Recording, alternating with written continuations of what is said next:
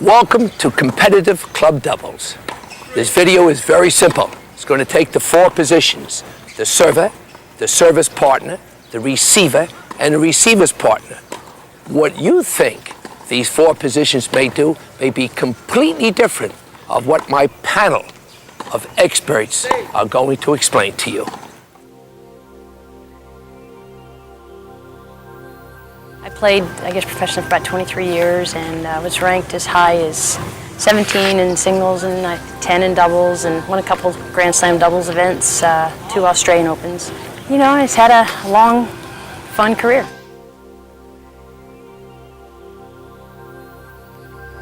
In 1985, when I played juniors with Peter Korda as well, you know, we come from the same country, Czech Republic, and we won the world champions in doubles. And from that time on, I specialized for the doubles as well. And I won about 20 major events, and I was like 18 times in the finals. Won 4 Grand Slam mixed doubles championships, won 1 Grand Slam men's doubles championship last year in 1998. You know, now that I've introduced you and you've heard my panel of experts, what should we say? You've heard them, now it's time to hear from you. Let's get ready to rumble and learn a little bit more and get into the game of competitive club doubles. Hey girls! Hi, how are you? Good. You know, it's amazing. You walk on a court, you're reminiscing about last night. I did this, took my children here. Hey, wait a minute. We're out here today to compete. Did anybody bring balls? I don't have balls. You got balls here? Have any balls? There's a complete difference of mentality. One, you're coming out to have fun, reminisce about life, joke, and whatever happens, you accept. Scenario 2, competitive doubles. The whole scene is different. The atmosphere is different. One partner walking with another partner. Hey, Janie, we're going to put it to them today. They've beaten us 3 times. The other 2 ladies, you know, we've got their numbers, and we're going to do it again. Competitive doubles. The feeling must be there all the time. You want to win.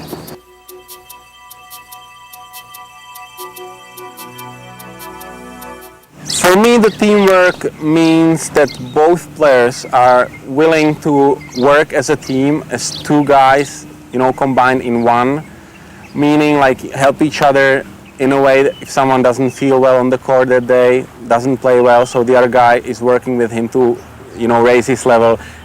If the team sticks together, has a common bond, this is the teamwork. So, you know, they pull one rope together, you know, they help each other together, they want to win together, they are into it together. That's for me the teamwork. My partner and I have been playing a long time together, and we basically talk really well, and we know if one's not playing well, the other can pick the other one up and tell them what they're doing wrong, or maybe try to do something a little different, and it gets us back on track. The team that plays together stays together. And the more you play together and learn more about each other and communicate with each other, the stronger the team becomes. I used to play a lot of doubles, but I was careful, very careful in the partner I selected. You know why? I want to win at everything I do. What did I do fairly well? I volleyed well, good consistent serve, I chipped and I lobbed, and put the psychics on the people. So what did I look for? I looked for a partner that can serve and volley, a big hitter. I played the pushy push, and I looked for a partner with all the weapons. Let me do the thinking, you do the hitting. We won a lot of the times. One of the keys is to find somebody that sort of complements your style. So I like to serve and volley, and I was pretty aggressive, not all that consistent. So I looked for somebody who was going to be a good returner and very solid off the ground. And one of the more important things is temperament and personality. So if you can get along well emotionally, is probably the biggest part of being a success in doubles. It's really important to get along with your partner. Because even if you play just the social doubles, you probably end up playing maybe on Tuesdays, Thursdays, Fridays. So it means you're gonna see the guy 3 times a week, and you wanna spend your time with someone who you can spend it in a pleasant way. So, you know, you can have a little chat, you feel comfortable that you can discuss your strategies.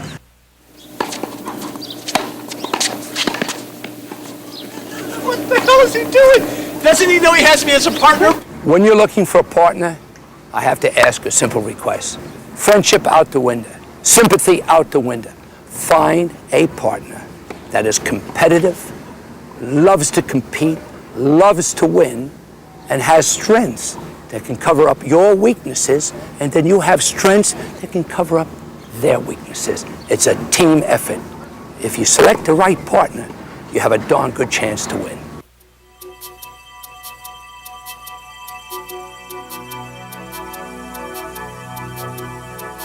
In a match, you're always going to have to rescue your partner, so to speak. So it's very important that you are really aware of what's going on. It's almost like a marriage, you know. Your whole goal is to be there for your partner, and you know, you see that with the good doubles teams, and some of the great doubles teams have had a real contrast in personality and temperament and in style.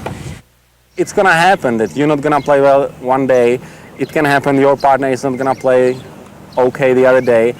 But it shouldn't let you intimidate you. You have to help him out. You're there for him because you are the team. And when you start to separate it, you say, okay, he plays bad, I play well.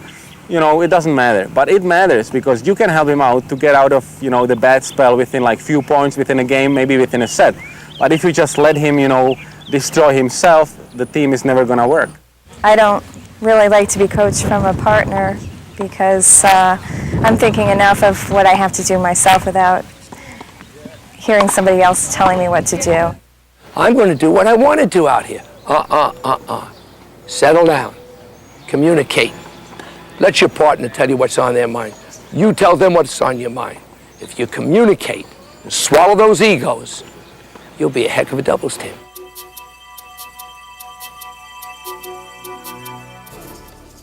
Here are a few suggestions on match preparation. Get into a habit of arriving well in advance for all your matches, so there are no last-minute surprises and you can get mentally adjusted for competition. Get your body warmed up and well stretched. Then, if possible, warm up your strokes and footwork on court with your partner. This should all happen before your match time.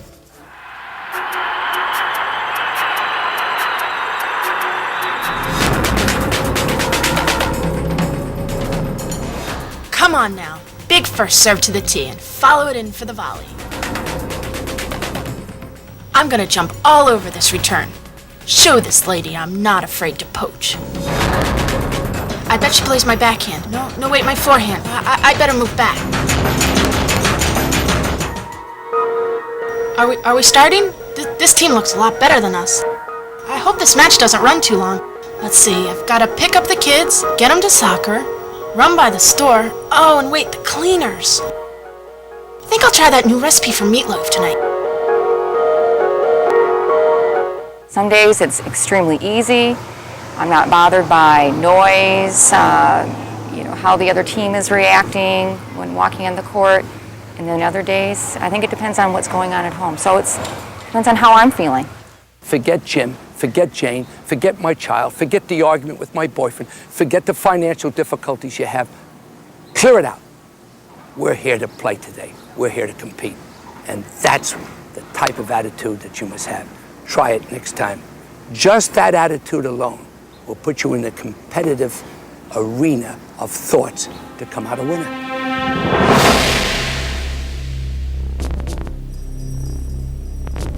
It's match time.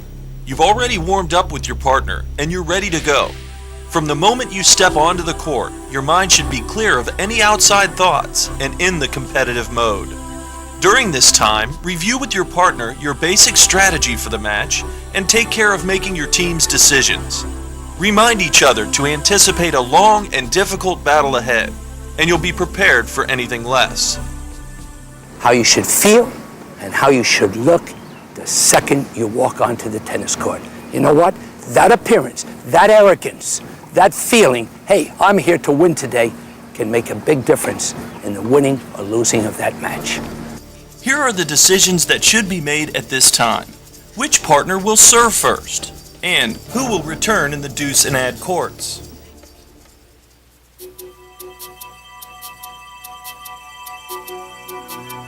Who to start a serve on any level is already the beginning of a teamwork. Before you go to the match, you have to weigh the options. There might be the wind, there might be the sun. I don't like to serve against the sun. Or I have a weaker serve, so I should serve with the wind. In addition, you should consider any past experience playing with your partner to see which team combination proves most effective at holding serve. It may come down to the better player at net that determines who serves first. Really, it's the server's partner that's as responsible, if not more, for holding serve, because they're sort of in that key aggressive position.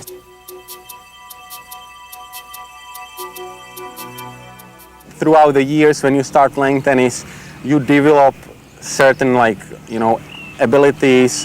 You probably figure out that your forehand works better, or you figure out that you return nicely from the backhand side, from the edge side.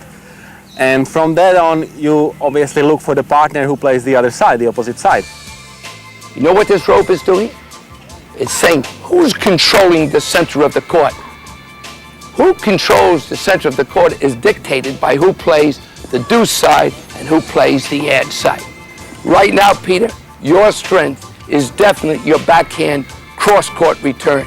You can hit it inside out, you can hit over the ball. You should play the deuce side. Martin, your strength is your forehand. Heck, run around it. Get into the alley and hit that big forehand. You're going out, your partner can take care of the middle of the court, so I want you to give more footage away and hit that big forehand away. Both of you, by this type of play, will control the center of the court. And right now, no matter which way this rope bends, you guys will be in command of the point, and that's what it's all about. Selecting which partner will serve first and choosing sides of the court are two very important decisions that can be made in advance of the warm-up, leaving less to worry about later. Peter may come back a little later on and say, hey, wait a minute, I made a mistake. I don't want this side. Martin, you've got a two-handed backhand. You take this side. Let me take that side. What I'm trying to bring out is this. There is no set rule. The rule should be set by what the players are capable of doing. You talk, you experiment, you play for a week or two, see what your strengths and weaknesses are, and then determine. And who knows, after the first set, you may even want to make an adjustment. That's why you're allowed to make adjustments after the first set. So don't set it in granite and say, this is it, because the opposition may have certain types of strategy to break down your strength. So I think we should play around with it a little bit. You're now ready to warm up the opponents and begin the evaluation process. Here are some of the factors to consider when evaluating or scouting your opponents. First, are they right or left-handed? This will have an effect on the type of spins on the ball, as well as force you to adjust your perspective. Do they seem to have any weak or unorthodox strokes? You are looking for the opponent's weakest link. Do they react and move quickly? Identify if a player has slower reactions and might be weaker on reflex. See if either partner is going to be the one covering the court, running everything down. How are their volleys and overheads? Do they seem more forceful or fearful up at net? And don't forget to scout their serves and returns in the warm-up to help you determine what to expect and how to position for it.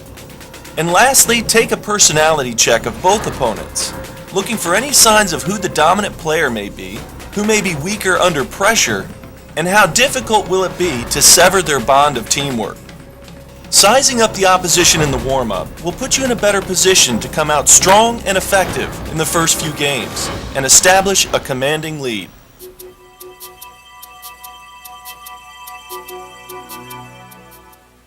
You've completed your evaluations in the warm-up, and it's time to spin the racket. If your team wins the spin, you can either choose to serve first or select an end of the court. Pay attention to the impact of the sun and the wind in making your decisions.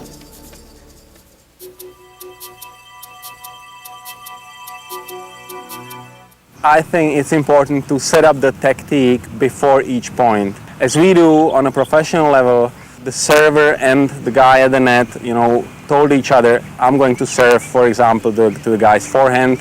then you might poach, or let's say I'm gonna come into the net and we'll finish the point there. I think on a club level, you know, they just kind of play it how it is. You know, no one really says to anyone, let's have this technique straight because I think the guy has a weaker backhand, so let's serve there, and then we'll start from that.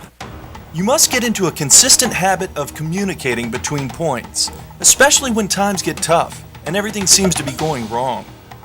In the span of 5 to 10 seconds, your team should discuss these factors: the placement of the serve, the position and action of the net partner, and the movement of the server after the serve. When your team is returning serve, you discuss these factors: the intended target of the return, the position of the net partner, and anything that might help you better anticipate the next point. Both players need to make a concerted effort to keep the lines of communication open and your discussions focused on the match.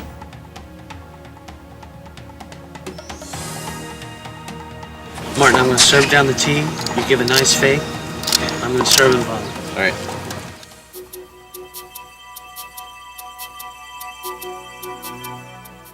If you go to a horse race, the horses come out of the block. Each one of them are trying to jockey. What do I do here? They're trying to fake out the other jockey. This is the same philosophy that you use for doubles. You have to be excited. You have to look forward to faking out the opponent. And you have to come out there with enthusiasm and say to yourself, hey, I don't care what position I play this morning. I'm going to make it work. And that's what competitive doubles is all about.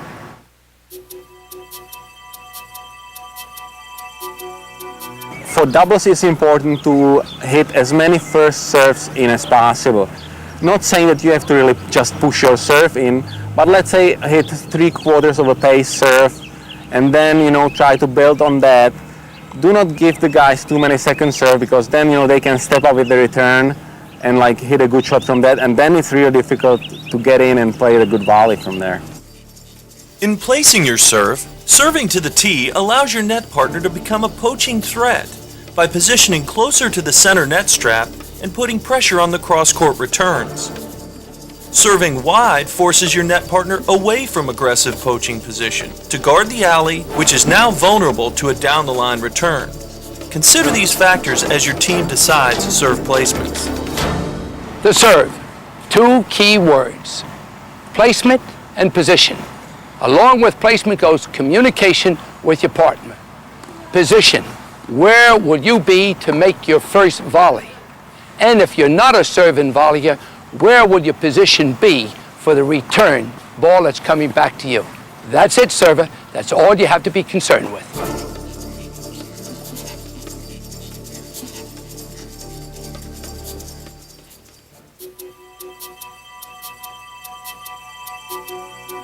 You know, the partner serving the person in the net's almost like in the alley, sort of like I'll get out of my server's way, and their whole job is to cover the whole court, and the return is theirs. He might be the guy who can poach, who can distract the opponents, have a good volley, have a good overhead, and make it easier for the server to win the game. Because on the other hand, if you have someone who can't volley, wouldn't make a move, would just look at you how you serve, then your opponents, they always know this guy is never gonna do anything, so, you know, let's just, you know, hit the balls certain way and nothing is gonna happen. No one is gonna help the guy who's serving. And that's a big mental advantage for the opponents.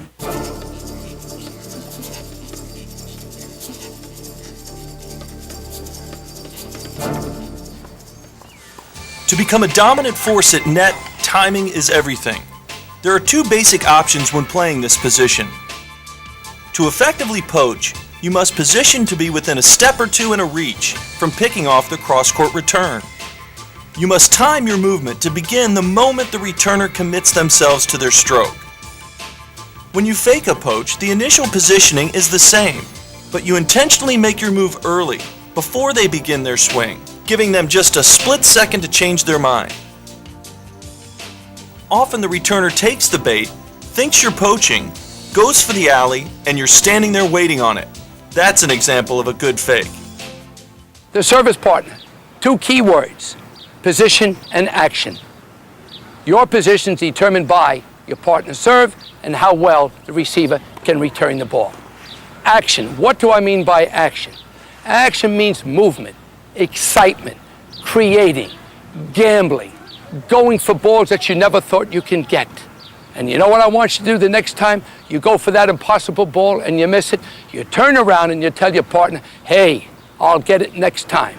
Remember, 2 key words, position and action.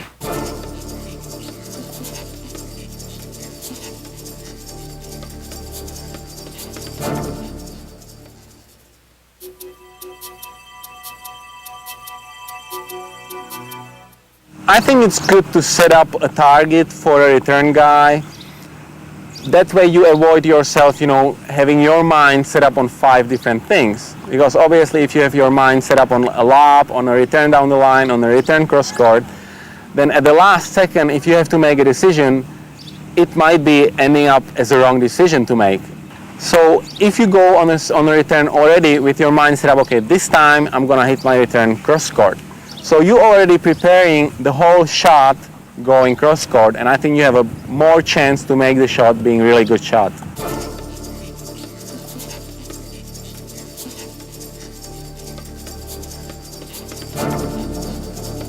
Let's look at how a returning team can use their positioning to apply pressure to the server. In this situation, the return team positions very aggressively for the first serve, trying to encourage the server to overhit. For the second serve, both players crowd the service box even more and move in very tight. Feeling the pressure, the server puts up a weak second serve, allowing the returners to penetrate and take over the net. Learning to use your positioning to influence the serve will be the key to breaking serve more often. The returner, 2 key words, position and placement. Let's talk about position. The rule book says you go 2 feet here and 2 feet there and you make that position, and that's where you return serve. Let's throw that book out the window. Position is determined by your ability to return the ball and the level of ability of the server. That's what makes position change all the time. Number 2, placement. Pick out a place that you want to return that ball to. And normally in doubles, it's cross court over the lowest part of the net and get the ball back in play. Once you start getting that ball back to the same place all the time, you then can change that radio station to different channels. You know why? You are confident, so that means your placement can change also.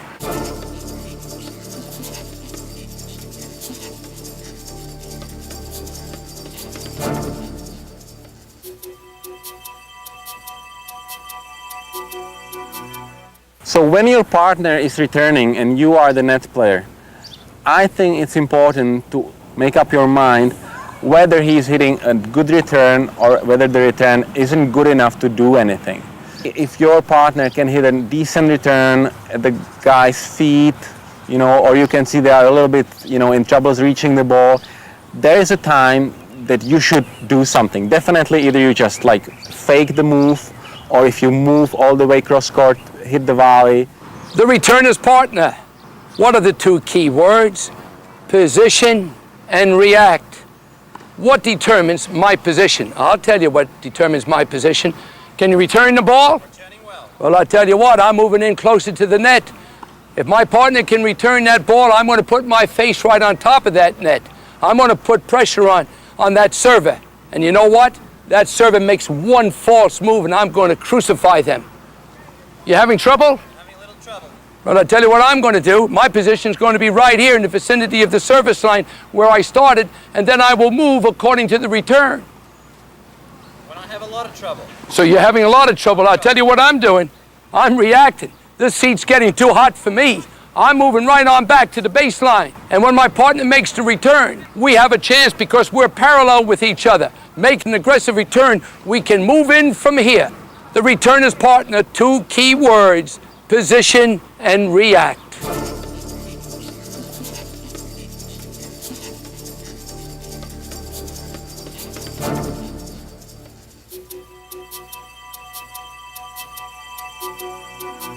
The person at the net never needs to turn around and look. I think a lot of times in club play, it's almost like two people playing singles, and they'll turn around and kind of watch, and so that makes the person at the net much less effective. They're just sort of reacting as opposed to being proactive. And you know, doubles is all about pouncing, and being the person at the net's got to be very proactive and look for balls. And when playing the net position, turning your head to watch your partner hit puts you in a very vulnerable position. As your eyes follow the ball from your partner's racket and the ball reaches the opposing net player, suddenly you realize they're poaching and you've become the target. Make it a habit as the ball passes by you at net to shift your focus to the opposing net player. You'll know exactly where your partner hit the ball and how well they've hit the shot by watching the eyes and the reaction of your opponent at net. More importantly, you'll better anticipate the action and have time to react as you study the movement of the opposing team.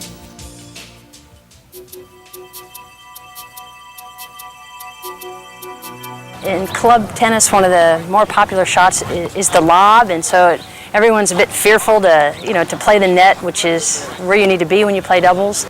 You have to improve your shots. I would say those skill shots, which are like a lob, angles, chip and charge, return, because these shots you usually, if you play just from the baseline, you don't use these shots. But if you want to be a successful doubles player, you have to work on those shots.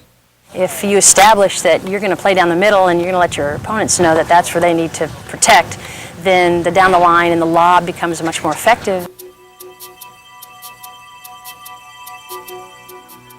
The most common team formation is the conventional lineup, with the server's net partner located on the returning side.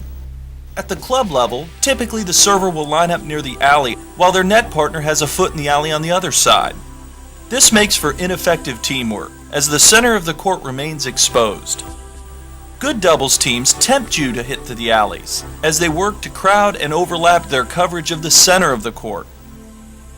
The next most common formation is the Australian lineup, which locates the net partner of the server in front of the net partner of the returner. This formation allows the serving team to take away the strong cross-court return, forcing the return down the line. In addition, it can be used to highlight a volley strength or cover up a weakness at net.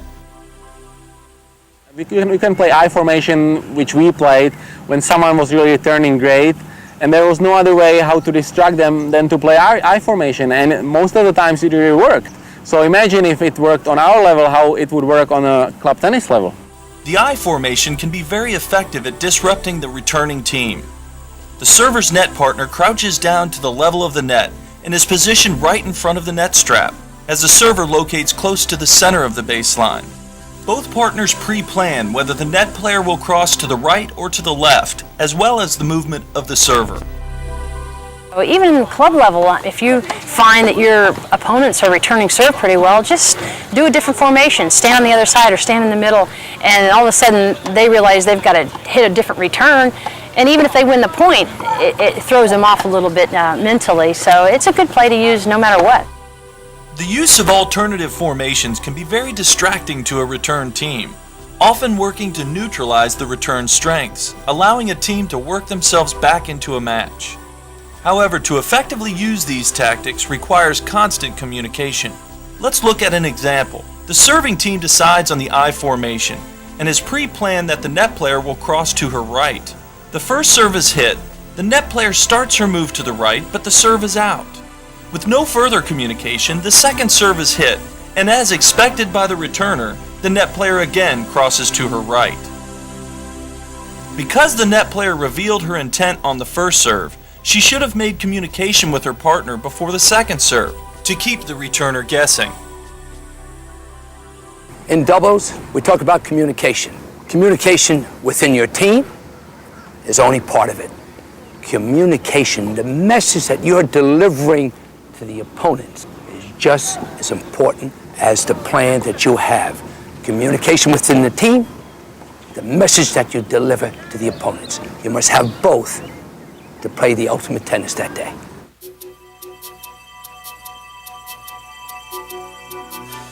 During a point, to be an effective doubles team, you must close any gaps between you and your partner as quickly as possible. It is commonly known that the best, most offensive position for your team to establish in the course of a point is both players at the net.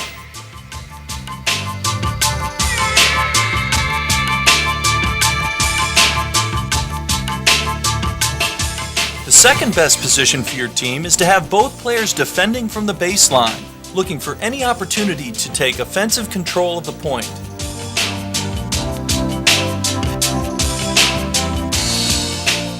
The least effective position throughout a point is to remain with one player up at the net and the other on the baseline. Why? Because one up and one back leaves a very wide gap down the center of the court. Within the first few shots in a rally, your team should be adjusting their position to close all gaps between partners down the center of the court. Let's see if we can't give some insight to all of these players watching this video of what happens in doubles in certain situations. All right, guys, let's get started.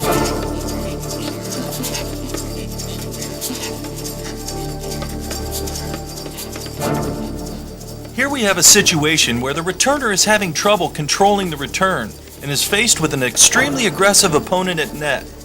How should the returning team adjust to remedy the problem?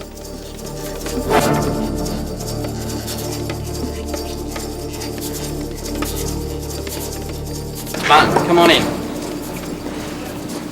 I'm having a lot of trouble returning Greg's serve when he goes to my backhand. Okay, do you want me to move back a couple steps or all the way to the baseline? Let's start at the baseline and then we'll go from there. When we get a bit more confidence and we find that's effective, then we'll reevaluate. Okay, sounds good. You competitive club players, did you hear what just took place? They communicated with each other. The receiver said, "I'm in trouble. I'm having difficulty returning the serve." They changed positions. The best teams in the world do it. You players do it. Give a different look to the server. It could change the match around in an instant of a second.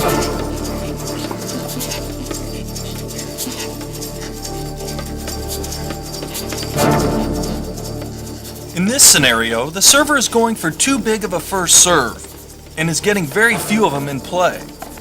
The strong returner on the other side is having a field day, jumping all over the second serves. Here's how the net partner handled the problem. I'm getting burnt up here at the net. I'm not a target, you know, of those second serves. Okay, I'll put in a lot more first serves down the tee and see what happens then. And then that'll give me a chance to position a little more aggressively and see if we can take control. Yep. This gives your partner a chance to at least be in the point rather than being a wall that's being hit at, okay? Communication. Don't be ashamed. And you, hey, listen, I agree. You should be mad at this person. What you should do is sit down and say, hey, listen, play the whole darn game your own self. If you don't talk about it, you guys are going down and your partner's going to have a lot of black and blue marks, and he doesn't want that. So talk about it. Fix it up, okay? All right, well great. done.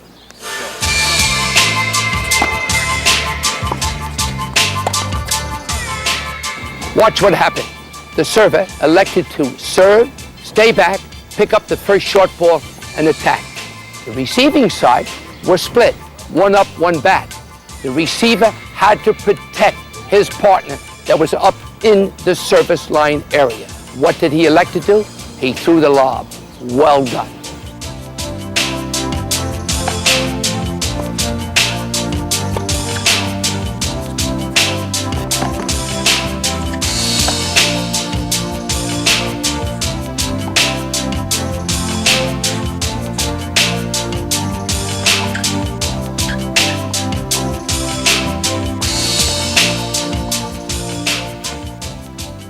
Just look what happened there.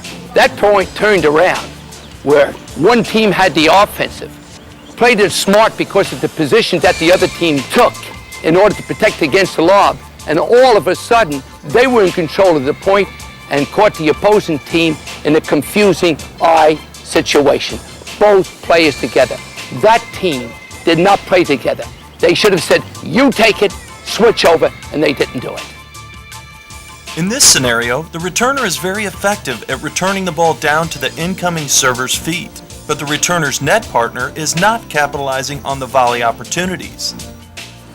Starting to get the return down at your feet. Next time, poach him. All right, let's do that. Okay, in order to do that, your partner's going to change his position. They're not going to stand on the service line. They're going to move in. They're going to put their nose on top of the net. You know why? You're controlling the return. That server now is going to fear the net man. And you know what the server might do? They may try to get a little bit more out of that serve, put in some big double faults. And if they don't, they're in trouble. Because Raul's moved into a position, his mind is made up, I will poach, I'm close to the net, hit it in the middle, hit it at the service partner.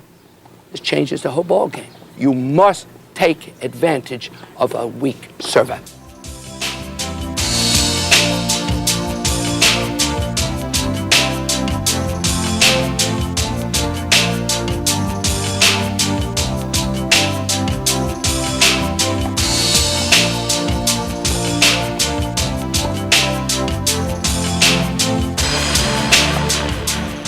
What I liked about that, the serve and volley, and his partner at the net have been controlling all the points. The opposing team said, to heck with it. We're going back to the baseline. They're terrific with their ground strokes. They can bring the ball back down at their feet. They went into a territory they felt very comfortable with, and it turned around to be in their favor. Changing formations, get into your strengths, try to offset their strengths. This is how you play doubles, by changing the look, communication. If you talk about it, you'll be surprised how you can do well against a team that's far more superior than your caliber of play.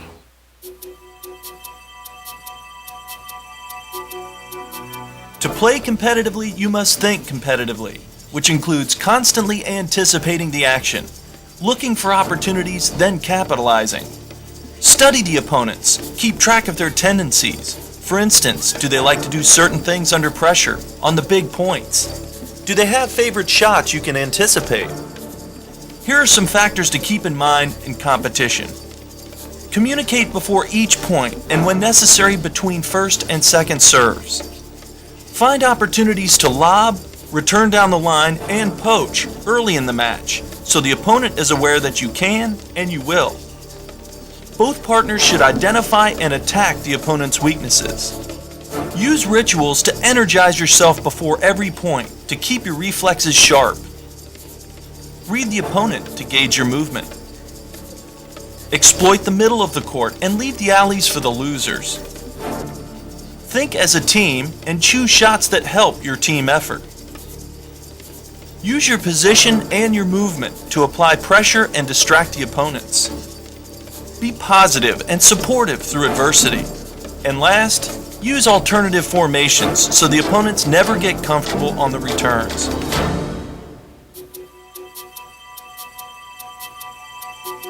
They should definitely, on a club tennis level, do more movement around the net area. They should definitely work on being familiar with maybe hitting the volleys close to each other, so you should practice maybe stand two guys at the net and hit the volleys, so you are not afraid or unfamiliar with volleys from a close distance. That way you would feel more comfortable making more moves around the net, not just to stand there and be an observer to the whole game. Really practicing a return of serve and practicing your serve and moving forward are a couple of those are the fundamental keys to playing good doubles. As long as you enjoy it and have the partner which you can communicate well, I think this is really the key for having a good time and try to improve your game. And obviously you have to watch how the professionals play it, and I think you can't really make it up as they are, but you can really get closer in the tactics and improve the whole game. See how aggressive you can be, and just I used to teach some tennis, and it would be such a hard battle to get to club players to really feel like they could serve and volley, and it's not that big a deal, and they always felt like volleying was something they weren't able to do, and to try to convince them that actually volleying in doubles is far easier than trying to hit from the baseline, and they were so worried about trying to protect themselves from being lobbed that they would be fearful of getting in close, and being in close makes it more aggressive and their opponents can't really lob. So it's just trying to get club players to understand that the best doubles is played from the net. And that's what competitive doubles is all about. Exchanging thoughts, constant communication, making little adjustments here and there, and having fun at the same time, but being darn right competitive. Hey, if you're going to spend an hour on the court, you might as well be competitive and play to the best of your ability. And you know what? After you review this video several times, you're going to go up a little bit. Stay in touch with me. I'd like to hear your answer, and I'll even get back to you. It's called www.bollettieri.com. Let me know how you're doing. Thanks, everybody.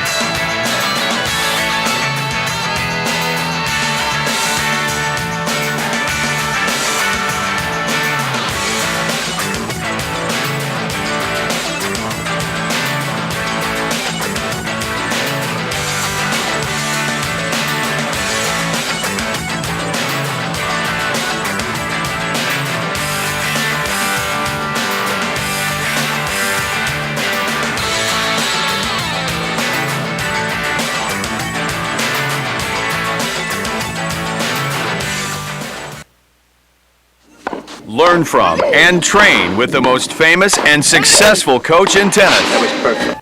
Improve your entire game with the Bollettieri video collection from Human Kinetics. Slice. Nick Bollettieri has developed and coached many of the world's top players, including Andre Agassi, Monica Seles, Mary Pierce, Tommy Haas, Boris Becker, and Anna Kournikova. His video series covers all facets of the game in an entertaining and informative style. The series includes ballistic backhand, tenacious net play, right back at your returns, sonic serve, killer forehand, deadly drop shots and lobs, competitive club doubles, practice with purpose, commitment, responsibility, and work ethic, building points and tactics, and shot selection and court positioning. To order the Bollettieri video collection, contact Human Kinetics.